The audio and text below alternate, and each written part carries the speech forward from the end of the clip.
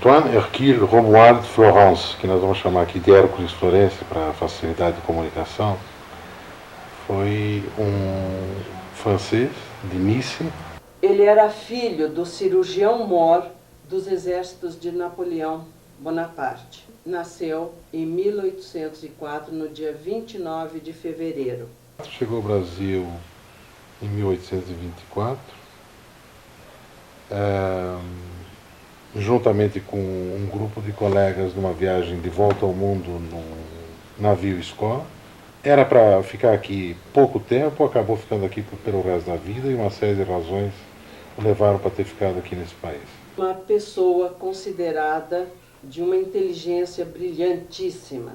Fantástico desenhista, cartógrafo, pintor, inventor. Entre as suas invenções, a mais importante que a gente pode mencionar aqui foi realmente a fotografia. O que mais importa sobre o Florence é que o Florence é uma espécie de um Leonardo da Vinci na selva. O que a gente quer com isso, no final das contas, dizer é que a gente está se referindo sempre a uma pessoa aplicada, genial, que tem múltiplas habilidades, aquelas pessoas especiais que funcionam os dois lados do cérebro, né, o lado direito e o lado esquerdo, o indivíduo que é bom para as matemáticas, mas é bom para a arte também. Então essas pessoas são especiais, né? O Leonardo da Vinci, que era engenheiro, mas era médico, né? Ele podia ser geógrafo, mas era também historiador. Ele podia ser um inovador quer dizer, as obras dele, a Santa Ceia, a Mona Lisa, o que se tem dele em termos de arte e o que se tem dele em termos das invenções, das coisas que ele quase que profetizou que iriam acontecer, é um indivíduo que era um gênio. Então a gente chama esses gênios de Leonardo da Vinci porque são únicos, né? A diferença do Hércules é que ele era um desses gênios, mas ele estava realmente no exílio. Como ele tem um texto assim comovente que ele intitula de L'inventeur en exil, o inventor no exílio. Ele se sentia isolado, ele se sentia exilado também, exilado e isolado aqui no Brasil, porque na Vila de São Carlos, em 1800 e desde 1830 que ele se radicou aqui, as coisas eram muito difíceis. Claro que os centros da Europa eram os centros muito mais civilizados, onde tinha maiores facilidades, né? Bom, Hércules Florence diz, bom, me sinto isolado, etc. Bom, e vai repetindo isto várias vezes. A gente até entra numa certa comiseração, dizendo, homem triste que sofreu. Bom, isso é o que ele escreveu. Não posso dizer que ele está mentindo. Agora, bom, não sei se vivia eventualmente, às vezes, momentos depressivos, ou se julgava isolado quando não necessariamente ficava isolado. Então, respeito o ponto de vista dele, mas não é pelo fato de ele ter dito e escrito isto que devo lhe dar 100%. Posso colocar também as minhas dúvidas. A gente tem que considerar que quando o Florence chegou ao Brasil, o país acabava de ter a sua independência decretada. Ele chegou em 24, a independência de 22. Vai chegar no Rio de Janeiro, vai entrar em contato com um editor. Desse editor ele recebe documentação, revistas, etc. Florence chega aqui num momento muito rico do ponto de vista da descoberta, da redescoberta do país. Se juntar a Langsdorff, Riedler, Tonnet, Rubstoff, que são todos cientistas. É difícil, durante 2 ou 3 anos, conviver com Langsdorff, etc., e não criar, tecer com eles toda uma rede de intercâmbios e não apenas de amigos que vivem juntos na floresta. Imagino que o Florence, que é um homem que procura, que o inventor, sim, bom, devia ser muito afim de outros elementos e de outros contatos que proporcionam esses homens, Riedler, Tonnet, Rousdorff, etc. Não posso imaginar Florence fora dessa curiosidade, não apenas europeia, mas aqui também. E foram inúmeras as expedições científicas comandadas por naturalistas, geógrafos, geólogos, linguistas, estudiosos da fauna e da flora, da botânica, da mineralogia, etc., que chegaram aqui para descobrir, para redescobrir esse país. Uma dessas expedições foi justamente a expedição que foi comandada pelo Barão de Langsdorff. Bom, essa expedição científica não era a única na época. Bom, tinham, aliás, várias e várias. O Florence participou da expedição como desenhista, como um dos desenhistas da expedição. Mas não tinha nenhuma base formal, nenhuma base científica. Ele foi recrutado pelo Barão de Langsdorff como segundo desenhista. Na época não existia cameraman, fotógrafo, então tinha que registrar os dados da expedição. Então se levava a tiracolo desenhista. Ele teve certamente uma importância na expedição Langsdorff, mas que ele deve, a meu ver, muitas outras coisas à própria convivência com esses cientistas da época. Não sei se dá para entender o que quero. Não quero ver o nosso amigo Florence isolado. A expedição tomou 4 anos, de 1825 a 1829. Bom, Rungendas foi no começo, quando vai fazer parte aqui do Rio de Janeiro e Minas Gerais. Depois vai ser despedido. Quando vamos ter, então, o Tonnet e como segundo o Florence, segundo desenhista da expedição. Ao longo da viagem, ele anotou num diário, que aliás é o único relatório detalhado da expedição, tudo o que aconteceu. Ele observou que, à medida que a expedição progredia, passando então do Planalto Paulista para o Pantanal e depois para a Amazônia, os sons da natureza mudavam. Havia uma harmonia entre determinados momentos do dia com o canto do animal, ou com o som produzido pelo animal. E aí ele começou a fazer algumas anotações, um tipo de um rascunho, e até uma parte desse manuscrito foi para a Rússia, seguiu com o material da expedição. Nesse tempo, já o Langsdorff já está mostrando alguns sinais de algum desequilíbrio. O Langsdorff é uma pessoa muito fechada, caráter às vezes meio chato, que vê a sua ciência, que tem que arcar com uma montanha de pessoas ao seu redor. O interessante é ver às vezes como ele qualifica Tonnet, ou qualifica Hércules. Não é sempre gentil, mas eu acho que os outros também não são. Ele acaba a expedição completamente desequilibrado, em razão das febres altíssimas, né, da malária. Né? Florence, Rousdorff e Langsdorff serão os três que vão viver os momentos dramáticos do final. Né? O Florence foi bastante impressionado na volta da expedição, já que era o último sobrevivente lúcido, o Tonnet tinha morrido e o Langsdorff adoeceu e ficou meio louco e nunca recuperou a lucidez. Então, na verdade, todo o sucesso da expedição do Langsdorff dependia do relatório do Hercule Florence. E o Tsar da Rússia tinha colocado muito dinheiro para esta expedição. E o material coletado também, uma grande parte foi perdida, porque molha, mofa e funda, etc. Bom, o material coletado só se salvou os desenhos, talvez nem todos. Então tudo dependia deste relatório. Ele foi muito pressionado para entregar uma cópia desse relatório. E, no relatório, ele abriu um capítulo sobre a descrição da voz dos animais, onde ele propôs de colocar isso em partitura.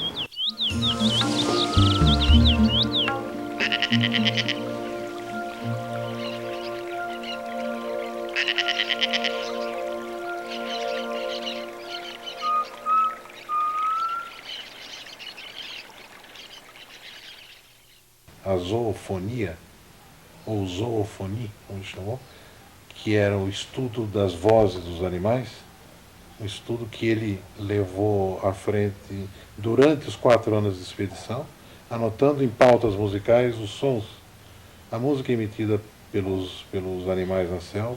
E na volta da expedição, o Florence acabou se ligando a Maria Angélica Álvares Machado, na vila de São Carlos, hoje Campinas.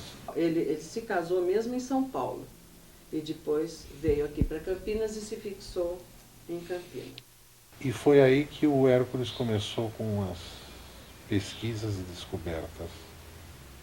Um espírito inventivo, um homem inquieto, pretendendo escrever uma memória, um texto sobre a zoofonia, aí que ele depara com a inexistência de oficinas impressoras na província de São Paulo. Então aí ele começa a perceber aonde que realmente ele se encontrava, quer dizer, ele estava no fim do mundo. Não havia uma oficina impressora a não ser na capital paulista, né, que era a oficina do jornal O Farol Paulistano.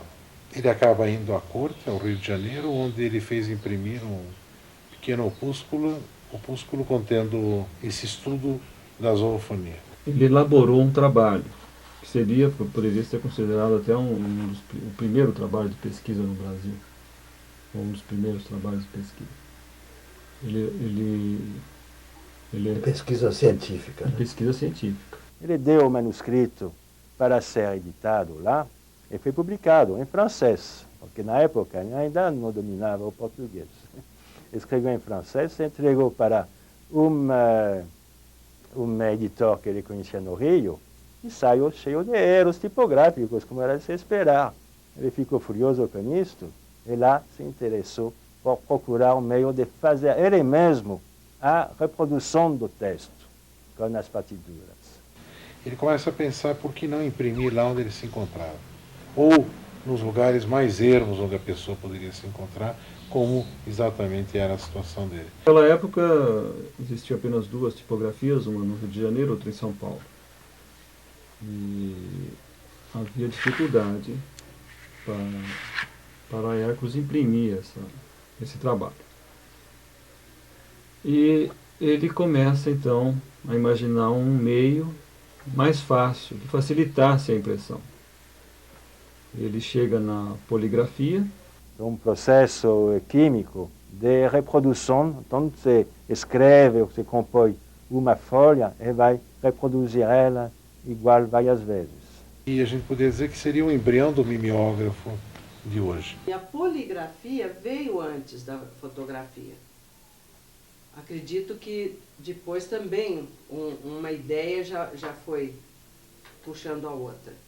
Porque a primeira foi a poligrafia, a impressão de cores simultâneas. A técnica dele, então, era uma chapa, era uma placa de vidro, onde ele escurecia com a fumaça de um lampião e aplicava uma camada de goma arábica, uma cola. Isso endurecia e ele, com agulhas de diferentes pontas, diferentes espessuras de pontas, de tricô, outro tipo de agulha, ele desenhava ou escrevia sobre essa superfície que estava já endurecida com essa goma arábica. O que isso acontecia? Quer dizer, essa goma arábica saía e ficava tudo do vidro. né? E assim ele acabava desenhando ou escrevendo o que ele queria. Ele colocava essa chapa de vidro, que eu chamo de matriz, chamei de matriz, em contato com papel sensibilizado, com cloreto de prata ou cloreto de ouro, e colocava isso prensado e exposto à luz do sol, por um tempo tal que a imagem se auto-imprimia, passava pelos vazios do vidro, onde havia sido desenhado, e acabava imprimindo, se auto-imprimindo no papel sensibilizado. Como todas as invenções, ele tentou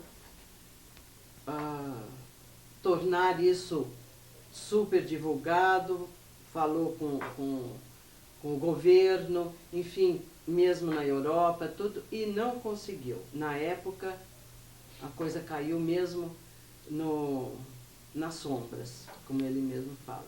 Só 17 anos depois, que foi em 1848, na Alemanha, que sai a grande notícia da impressão em cores simultânea.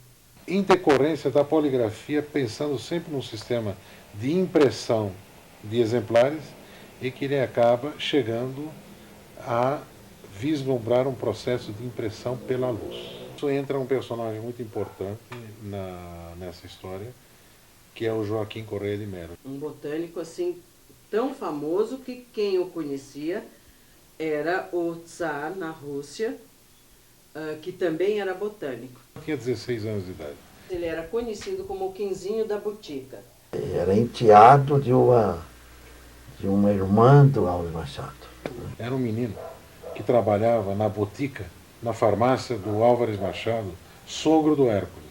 Bom, e outra pessoa, o Joaquim, que certamente proporcionou, como os outros, avanços à pesquisa que realizava Hércules Florence, com certeza. E ele foi quem ajudou o Hércules na parte química. E Correia de Mello disse para ele, ó, é o nitrato de prata que muda com a ação da luz. Ele começa a aliar essa necessidade, essa vontade do desenho, das imagens, às necessidades do lugar. E começa a desenvolver esse estudo da poligrafia praticamente ao ponto que ele já estava imprimindo até em diversas cores, através do sistema. A finalidade dele não era a finalidade de hoje da fotografia, né? Não era essa. Era bem modesta. O Hércules, nessa época, tinha uma loja de tecidos, uma loja de fazendas, e percebeu que os tecidos de Indiana, expostos à luz do sol nas vitrines, na vitrine da loja, eles mudavam de cor pela ação da luz. Ele manifestou ao Joaquim Correia de Mello essa ideia de continuar com os estudos dele de impressão alternativa, que não precisasse das pesadas máquinas, da tipografia, etc., que com um meio simples a pessoa pudesse imprimir. Daí a razão da poligrafia, que é um meio muito simples de impressão. O Joaquim Correia de Mello deu essa informação para o Hércules, que o nitrato de prata escurece pela ação da luz. E Hércules começou a fazer experiências usando o nitrato de prata.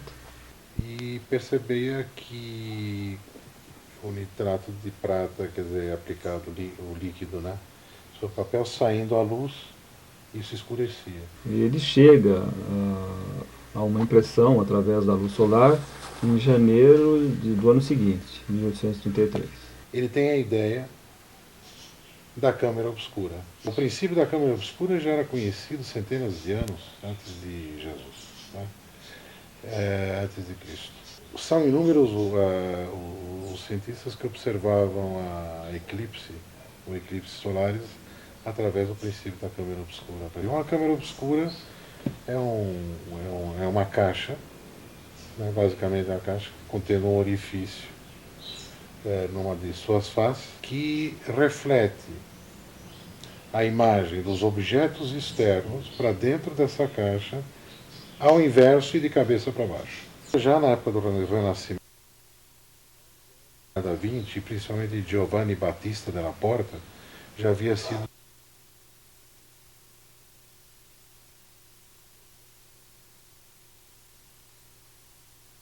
para o desenho.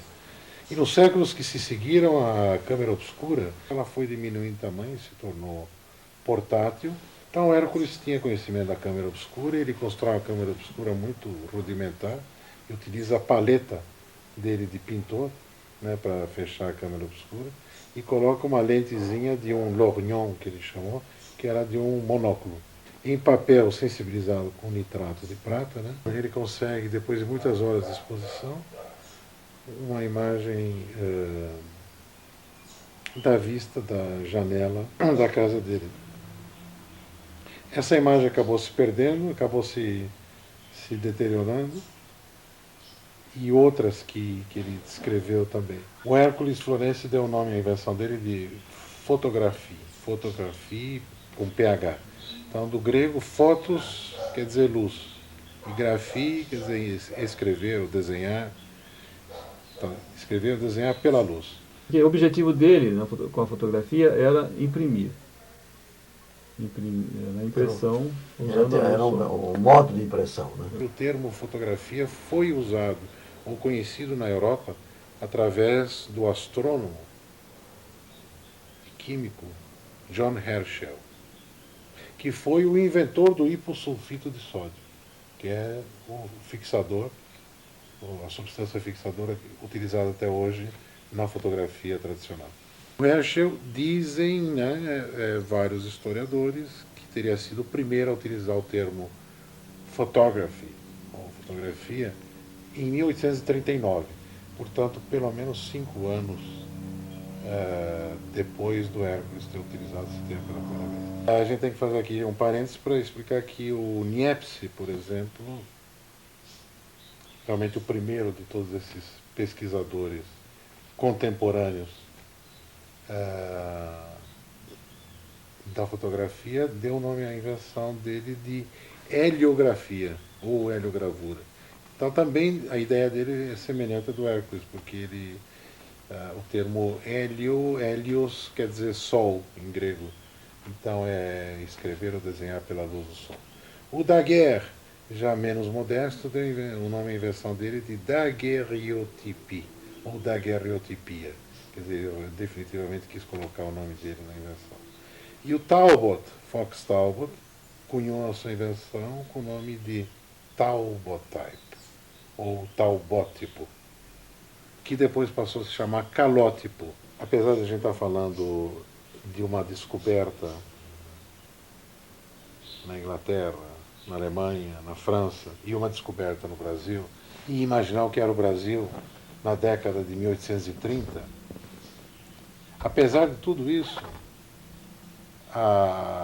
o abismo, o poço existente entre esses dois espaços, quer dizer, um, entre aspas, berço da civilização, e outro aqui, o fim do mundo, esse abismo não era tão grande. Onde quer que a pessoa se encontrasse, quer dizer, na Índia, na China, na Vila de São Carlos, em Campinas, ou em Paris, se ele tivesse em mente esse objetivo de produzir imagens pela ação da luz do sol, seja através da câmera obscura, seja através de cópias por contato, essa descoberta poderia ser realizada. Por quê? Porque os materiais eram materiais simples. E a própria construção desses artefatos ópticos também eram simples. Quer dizer, com maior ou menor qualidade, é claro que o resultado teria melhor ou pior qualidade. Mas isso não significaria que o indivíduo não teria alcançado os resultados pretendidos, como de fato Hércules alcançou, através dos métodos e processos, técnicas e materiais que ele utilizou, basicamente diferentes em vários pontos, daqueles que foram utilizados pelos seus contemporâneos europeus à mesma época. Coincidentemente, eles tiveram esta mesma ideia, né? Isso me parece o ponto mais importante do ponto de vista antropológico e sociológico da invenção. Os recursos dele, como ele mesmo afirma, tanto nos manuscritos dele que ele escreveu, quanto no próprio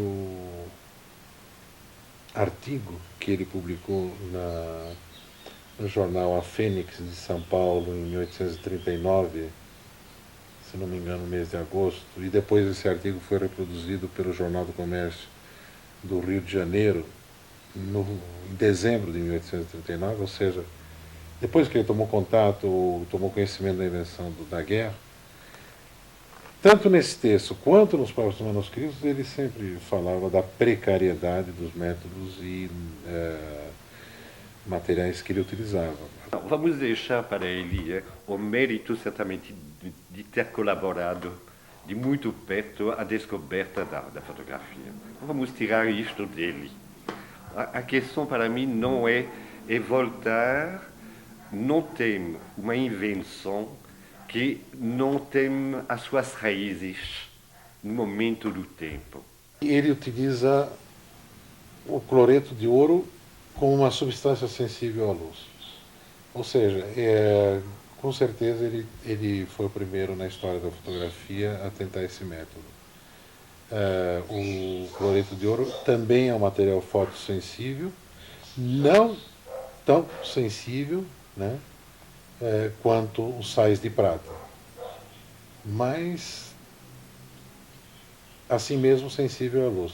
E com a vantagem, apesar do preço, né, ser muitíssimo mais caro, a obtenção de um sal de ouro, mas a grande vantagem de, por ser menos sensível à luz, ele teria maior controle sobre o processo de impressão de exemplares em papéis sensibilizados com o cloreto de ouro.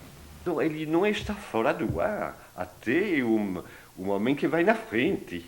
Ele menciona uma foto que teria feito da cadeia pública de Campinas, onde havia um guarda ali, um sentinela. Quando ele foi revelar, ele achou que havia saído a foto com um defeito, porque o sentinela, que era branco, estava escuro. Na verdade, eu acredito que ele teria feito um negativo dessa vista da cadeia de Campinas. Na história da fotografia, o próprio Niepce teve dores de cabeça enormes com essa questão do negativo e positivo, que foi depois vislumbrada praticamente pelo Hércules aqui e pelo Fox Talbot na Inglaterra. O próprio Niepce abandonou as pesquisas que ele fazia ainda por volta de 1816, utilizando sais de prata, porque ele se chateava que num dado momento ele obtinha pela câmera obscura uma imagem em negativo. E faltou a ideia seguinte, quer dizer, como reverter essa imagem negativa num positivo. O Hércules passou pelo mesmo problema, depois de algum tempo, e pouco tempo, ele teve a ideia de que se ele colocar em contato essa imagem, onde tudo está ao contrário, com um outro papel sensibilizado e imprimir isso sob a ação da luz do sol, ele vai ter tudo na posição correta, quer dizer, tudo no lugar certo. Qualquer um termo desse tipo que ele usou. E foi a mesma ideia que teve o Fox Talbot. Com a diferença mais básica é que o Hércules já não estava mais pensando na fotografia, obtenção da imagem do natural ou da natureza pela câmera obscura. Ele já tinha passado para aquilo que mais interessava a ele. Então isso se amarra com aquilo que eu vinha colocando antes. Quer dizer, ele está preocupado com o método de impressão ao pé da letra, um método de imprimir pela ação da luz do sol, que fosse barato e execuível e possível de ser realizado em qualquer lugar onde a pessoa se encontrasse, até mesmo no lugar onde ele estava. Então ele começa a ele não faz um negativo fotográfico. Aí ele desenhou rótulos de garrafas, fez estes rótulos em desenho, depois ele fotografou-os. Os exemplares que ele obteve de um diploma maçônico e de rótulos para se colocar em vasilhames de farmácia foram feitos por esse método. A principal diferença é, quer dizer, já ficou embutida aí no que eu disse antes. Enquanto os inventores na Europa, em diferentes condições econômicas, sociais, políticas, culturais, buscavam meio de reter a imagem dos objetos externos na câmara obscura, ele parte para aquilo que mais afligia e mais o afligia naquele momento, que é o quê?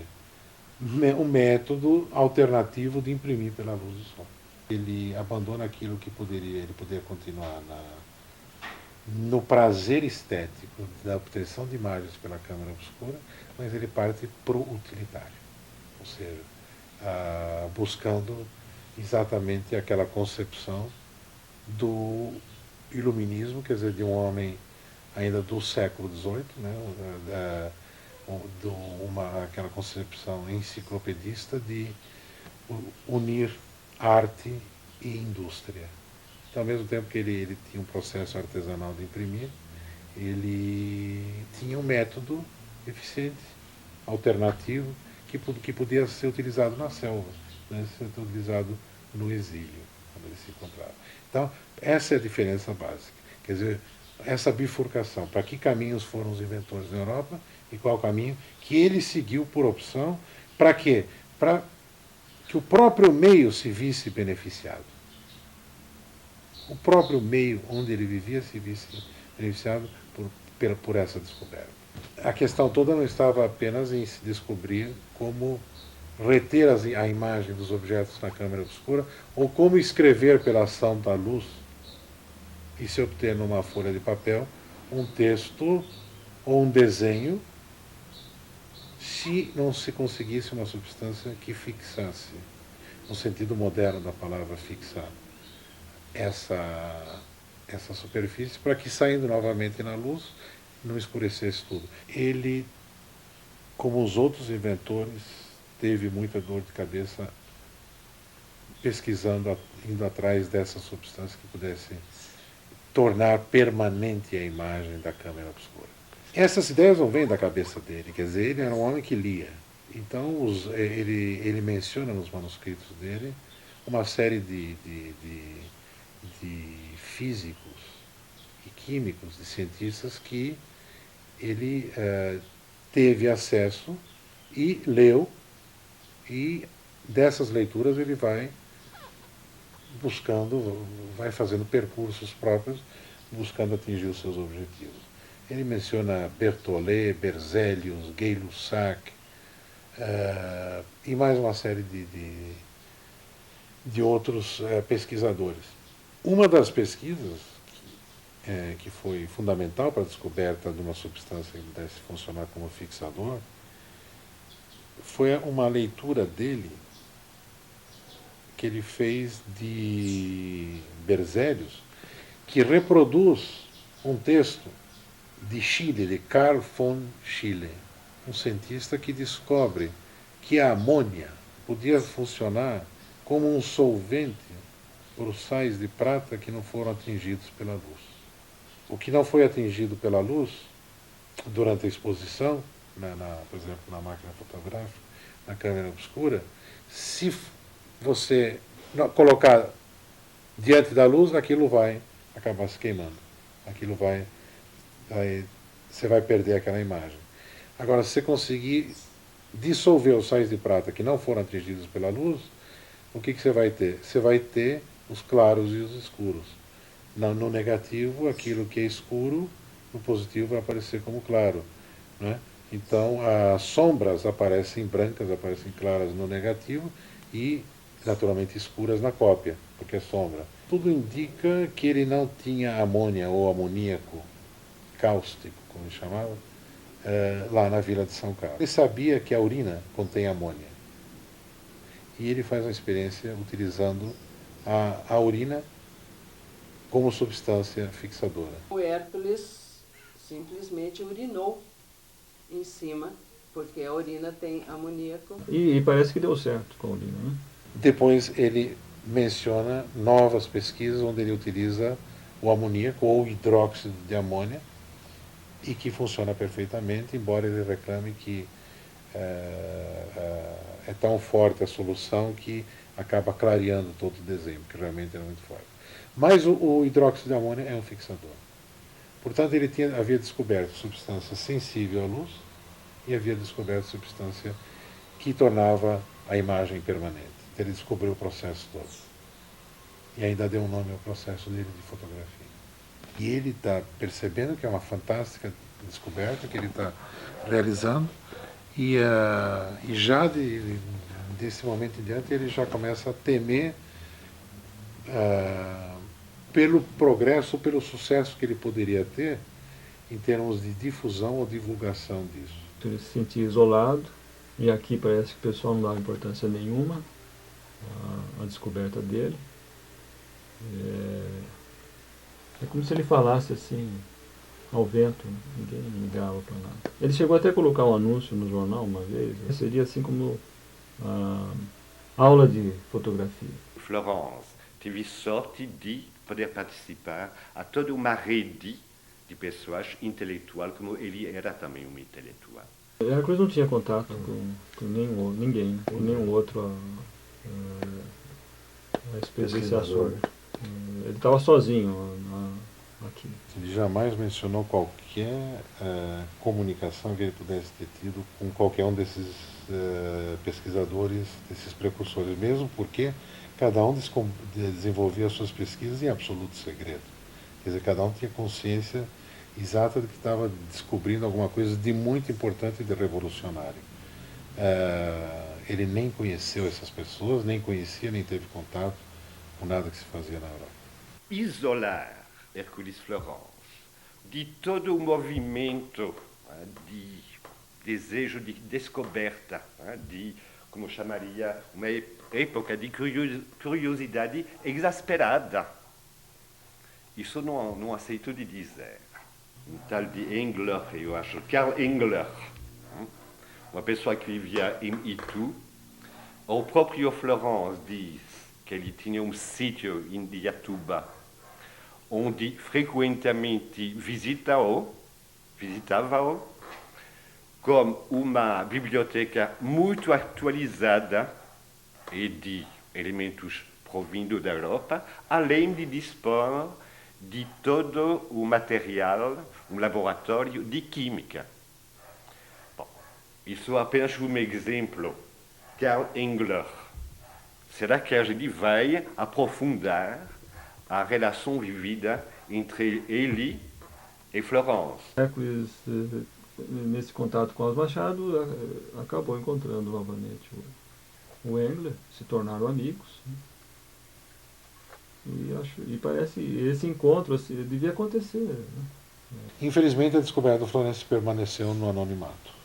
Essa foi a grande questão. Não existe nunca uma invenção isolada.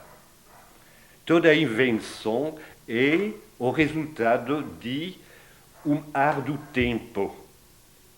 No caso aqui, de toda uma nova industrialização, de toda uma nova classe burguesa que quer vender quem ela é.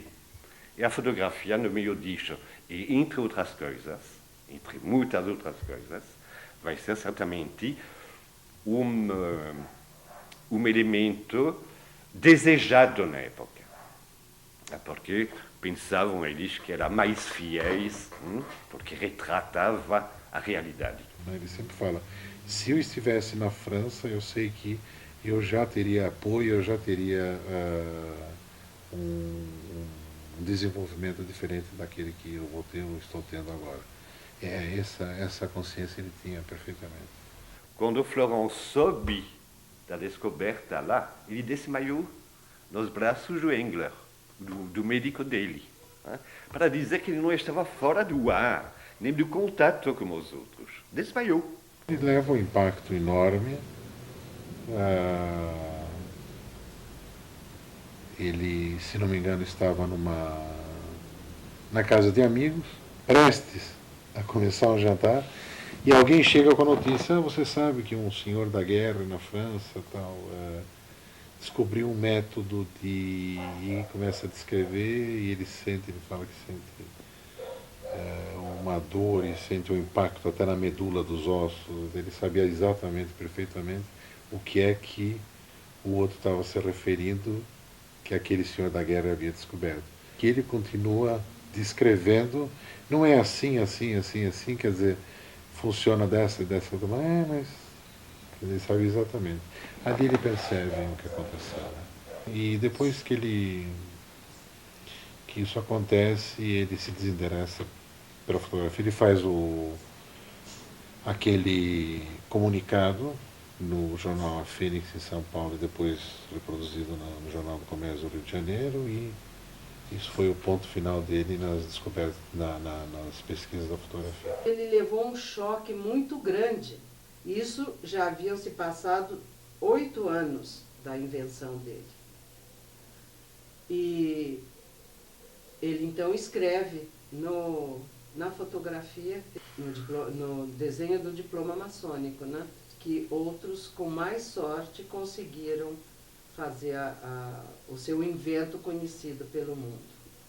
O Hércules teria feito que ele chamou de desenho fotografiado, que teria sido produzido a partir de uma matriz, como eu descrevi anteriormente, um desenho produzido sobre papel sensibilizado, representando um índio bororo.